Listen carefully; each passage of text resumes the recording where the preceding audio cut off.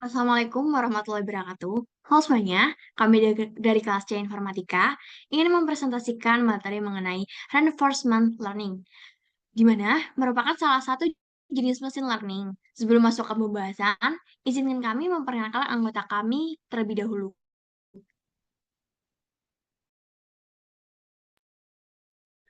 Izin memperkenalkan diri, perkenalkan nama saya Raffi Putra Pramudita dengan NIM C2C02308. Saya Royan Wildan Nuryaman dengan NIM C2C023096. Saya Melesan Farha dengan NIM C2C02309. Saya Muhammad Rafa Kusuma dengan NIM C20 C23C0230877. Baik, langsung saja ke pembahasan kita mengenai reinforcement learning yang akan dibahas oleh teman saya.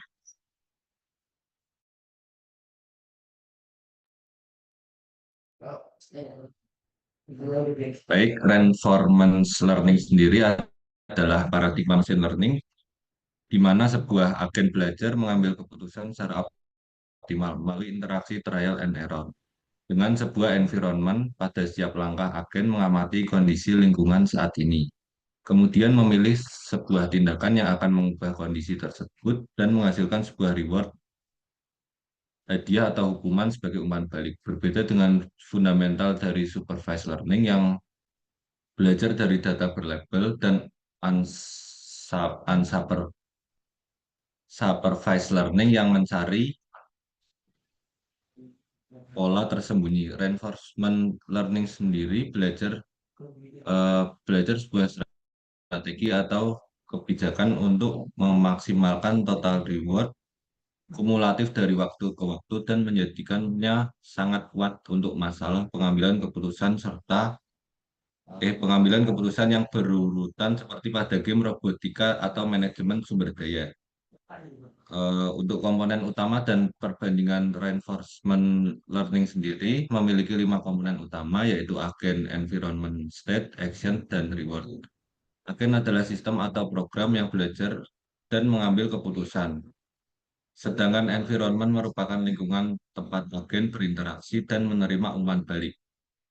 State menggambarkan kondisi lingkungan pada suatu waktu tertentu.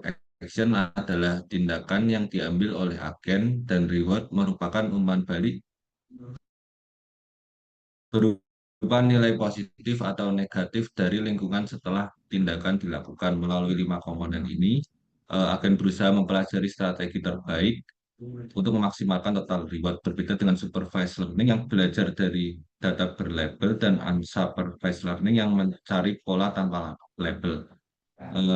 Reinforcement learning sendiri justru belajar dari pengalaman langsung melalui proses mencoba berbagai tindakan serta memperbaiki keputusan berdasarkan hasil atau konsekuensinya. Baik,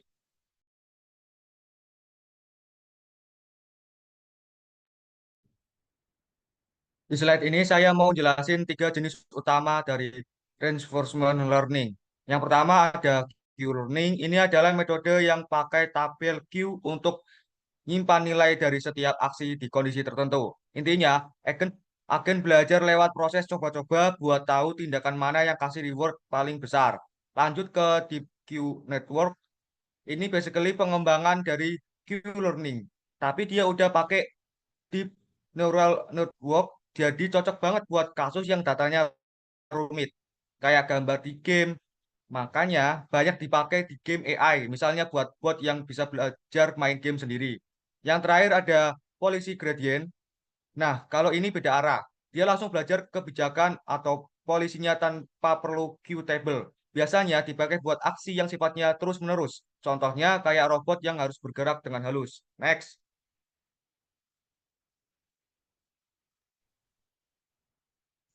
Selanjutnya di slide 2 ini saya mau bahas tentang beberapa contoh penerapan reinforcement learning dan gimana cara kerja sistem reward sama penaltinya. Pertama di bidang game AI, RL sering dipakai buat ngajarin bot supaya bisa belajar main dan ngalahin pemain manusia. Contohnya kayak agen yang belajar main game Atari atau Dota lewat ribuan kali percobaan. Lalu di robot navigation, RL bantu robot belajar jalan tanpa nabrak atau salah arah. Karena setiap gerakan yang benar bakal dikasih reward dan yang salah dikasih penalti. Terus ada juga direkomendasiin sistem misalnya YouTube atau Netflix yang terus belajar rekomendasi apa yang paling cocok berdasarkan reaksi pengguna. Nah, mekanismenya sederhana. Kalau agen ngelakuin aksi yang benar atau mendekati tujuan, dia dapat reward. Tapi kalau salah, dia dikasih penalti. Dari situ agen belajar buat lebih sering ambil keputusan yang hasilnya positif dan meminimalkan kesalahan.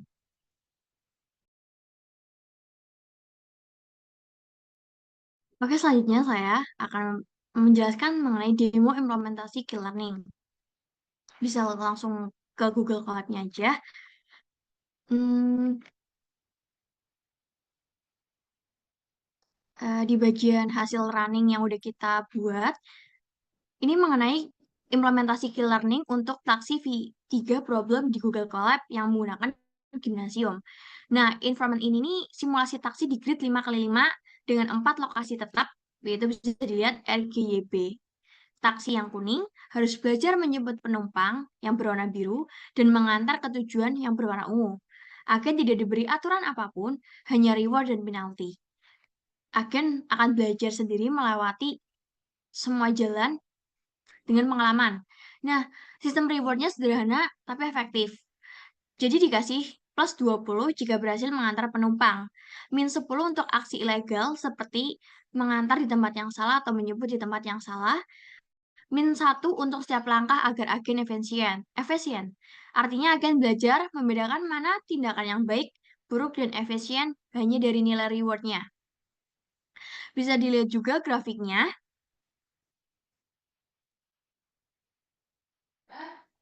Nah, grafik training ini nunjukin tren yang sangat jelas. Garis biru nih reward yang naik secara konsisten. Nah, garis merah nih penalti turun drastis kan dari 20 ke hampir 0. Garis hijau ini stepnya si agen turun 90% yang menunjukkan dia ini efisiensi.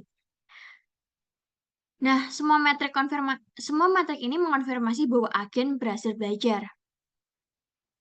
Nah, program ini punya 3 komponen utama. Yang pertama, Keytable. Bisa ke bawahnya. Iya. Nah, sebelum itu, program ini tuh punya 3 komponen utama. Yang pertama tuh Keytable, otak agen yang berisi 10 state atau jalan, dan 6 aksi yang awalnya semuanya 0. Kedua, hiperparameter, alpha sama dengan 0,1 learning rate, jalur yang belajar, Y sama dengan 0,99 atau gamma, atau diskon vektor nama lainnya, dan ada epsilon 1 yang artinya 1%. Dia tuh explore semua kemungkinan. Ketiga, ada formula key learning yang memperbarui nilai key setiap kali agen mendapat reward agar semakin pintar memiliki aksi terbaik. Nah, bisa dilihat nih kita punya training resultnya. Bisa ke atas, tolong. Ke atas. Nah, kita nih punya training proses selama 2000 episode. Performa agen meningkat drastis. Rewardnya naik. Yang pertamanya min 308 ke plus 6, berapa. Penaltinya turun dari 20 ke hampir 20 dan langkahnya berkurang dari 146 jadi 14. Grafik ini menunjukkan tren jelas, reward naik, penalti dan langkah turun tajam. Artinya akan belajar efisien dan stabil hanya dalam 4 detik training. Selanjutnya ada testing. Bisa dilihat kita punya 5 episode testing. Nah, dalam 5 episode testing tanpa eksplorasi. Bisa langsung ke bawah. Nah, ini episode pertama. Terus lanjut ke bawah. Episode kedua, episode pertama nih dia coba semuanya. Episode kedua udah mulai nentuin polanya. Episode ketiga, dia udah tahu harus kemana tujuannya. Kayak, oh, kalau ke sini nih kayaknya ke sini jemput penumpang nih. Kalau ke sini tuh ke tujuannya gitu. Nah, episode keempat juga, episode keempat tolong. Episode keempat nih nggak jauh beda dari episode ketiga. Terus ada episode kelima. Episode kelima. Nah, episode kelima ini cukup menarik ya. Di mana episode sebelum-sebelumnya 1-4 ini sempurna, sukses sempurna, rata-rata 13 langkah, rewardnya positif tanpa penalti. Episode kelima ini gagal karena kondisi langkah yang jarang ditemui saat training. Jadi pertama kali muncul, nggak semua training tuh munculin episode kelima. Situasinya tuh beda. Ini nunjukin sifat alami reinforcement learning, di mana hasil bisa bervariasi karena belum semua jalur terlatih sempurna. Namun, dengan 20% sukses jalannya udah kita coba, akan udah membuktikan kemampuannya memahami pola dan bertindak optimal. Dari sini kita belajar, Aken bisa belajar sendiri tanpa aturan eksplisit, reward dan penalti cukup untuk membantu perilaku cerdas. Hasil meningkat signifikan meski masih ada batasan karena training belum lama. Untuk performa sempurna, biasanya butuh ribuan episode dari 5.000 sampai 10.000 episode. Atau teknik lanjut seperti reward dan shaping. Jadi, demonstrasi ini membuktikan bahwa reinforcement learning bisa membuat agen belajar secara mandiri lewat trial dan error. Konsep ini digunakan dalam sistem nyata seperti self-driving cars dan robotics. Terima kasih. Selanjutnya akan dijelaskan oleh teman saya. Kelebihan dan kekurangan RL. Yang pertama itu kelebihan, yang mana ada 4 poin. Yang pertama itu dapat belajar dari lingkungan tanpa supervisi langsung. Yang kedua, efektif dalam pengambilan keputusan jangka panjang. Yang ketiga, cocok untuk masalah kompleks seperti game dan robotik. Dan yang terakhir, meningkatkan performa secara bertahap melalui trial dan error. Yang selanjutnya yaitu kekurangannya. Yang pertama itu membutuhkan banyak data dan waktu pelatihan. Yang kedua, rentan terhadap eksplorasi yang tidak efisien. Yang ketiga, sulit diterapkan pada lingkungan dunia nyata yang berisiko. Dan yang terakhir, kompleks dalam pemilihan reward yang tepat. Baik, selanjutnya. Selanjutnya, tren dan masa depan RL. Yang mana poin yang pertama itu digunakan dalam kendaraan otonom dan robotik. Yang kedua, integrasi reinforcement learning dengan AI generatif dan deep learning. Yang ketiga, pengembangan algoritma yang lebih efisien dan cepat. Dan yang terakhir, potensi besar dalam sektor kesehatan, keuangan, dan industri. Next. Yang terakhir yaitu kesimpulan.